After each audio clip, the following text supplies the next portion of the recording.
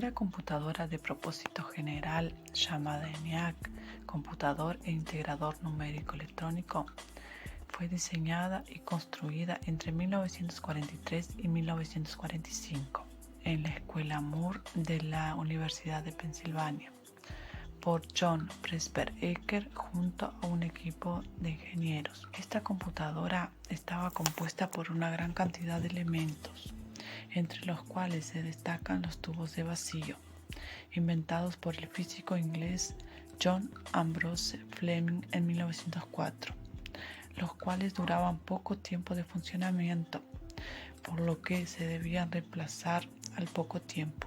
La mayor parte de los fallos se producían al encender o apagarla.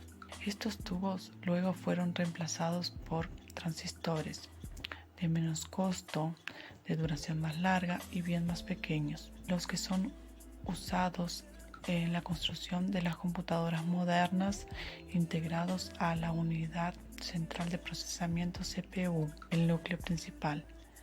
La ENIAC ocupaba aproximadamente 167 metros cuadrados, pesaba 30 toneladas, por lo que requería de un equipo de personas para manipularla.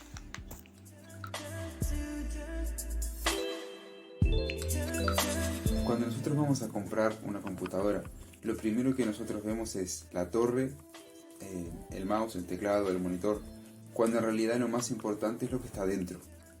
De todas sus partes, la más importante es la placa madre, que es una placa que sostiene y comunica todos los demás componentes, como por ejemplo el procesador, la memoria RAM, el disco duro y las unidades de entrada y de salida. En este Padlet pueden aprender más sobre esos temas. ¿Cómo se comunica tu computadora? ¿Cómo ella entiende? Bueno, su idioma es solo con ceros y unos, que se conocen como bits. Esos bits forman todo en la computadora. Las letras, los números, las imágenes, los colores, todo se forman con ceros y unos. Un byte se forma con 8 ceros y unos.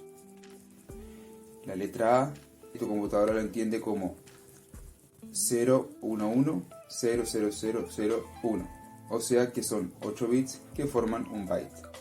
Otro ejemplo es un documento PDF que pesa 400 kilobytes, tiene 50.000 bytes, que multiplicado por 8 da 400.000 bits.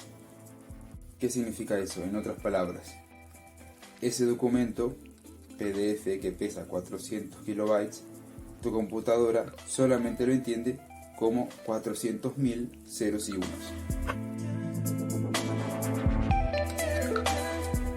Von Neumann fue un matemático de origen húngaro, famoso, entre otras cosas, por desarrollar la arquitectura en la que hoy en día se basan nuestras computadoras. En esta arquitectura se basan todos los procesadores del PC y sus componentes.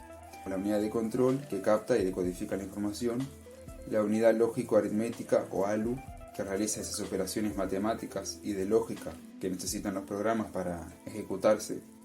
También la memoria RAM forma parte de esa arquitectura de von Neumann, y los dispositivos de entrada y de salida que están mencionados también en el Padlet.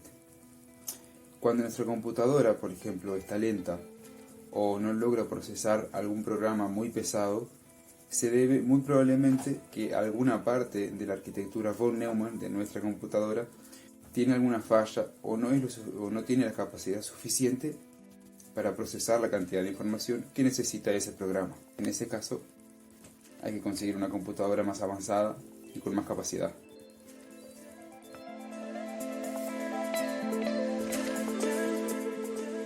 ¿Qué es un sistema operativo? Un sistema operativo es un programa o un conjunto de programas que torna amigable, eficiente y productivo el uso de un computador hardware, permitiendo la ejecución de aplicaciones de usuario. Es el intermediario entre las aplicaciones de usuario y el hardware. Un sistema informático puede dividirse en 4 componentes: el hardware, el sistema operativo, los programas de aplicación y los usuarios. También podemos ver un sistema informático como hardware, software y datos. El sistema operativo proporciona los medios para hacer un uso adecuado de estos recursos durante el funcionamiento del sistema informático. Las metas del sistema operativo, algunas son brindar un ambiente de realización y ejecución de aplicaciones, proveer un entorno sin interferencia a cada usuario, administrar en forma equitativa los recursos hardware y software, hacerlo de la forma más comprensible con el usuario e intuitiva posible.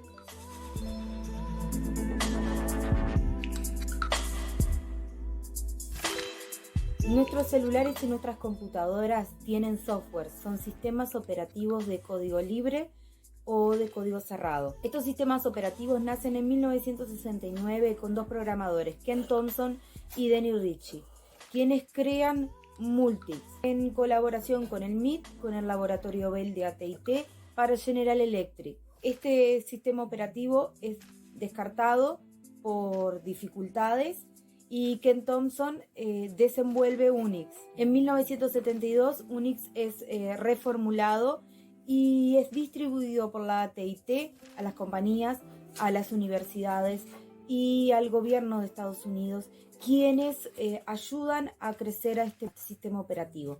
En 1983, Richard Stallman crea GNU, que es similar a Unix, pero de código libre. En 1991, Linus Torvald, que es un estudiante de la Universidad de Helsinki, trabaja en un sistema operativo denominado Minix. Este sistema operativo es un Unix simplificado desarrollado por un profesor de la universidad con fines didácticos. GNU y Linux se fusionan creando kernel Linux.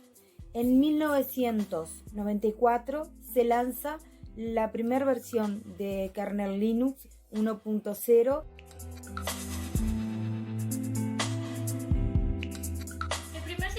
De la historia fue creado en 1956 para un programador IBM 704, que básicamente lo único que hacía era empezar la ejecución de un programa cuando el anterior terminaba. Es en esta década que aparece Unix, la base de la gran mayoría de los sistemas operativos que tenemos hoy en día.